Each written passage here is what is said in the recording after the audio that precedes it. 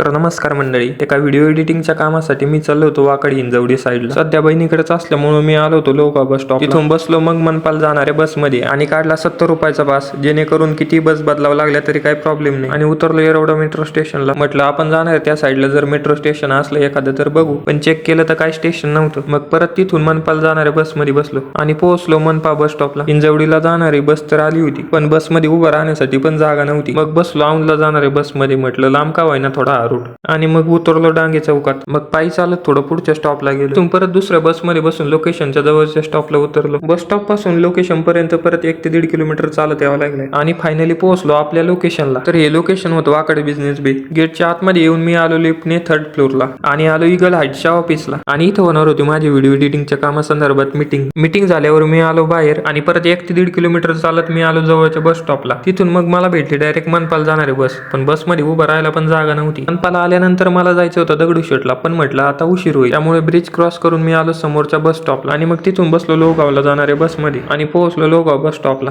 मंडळी, पेजला नवीन असाल तर फॉलो करा.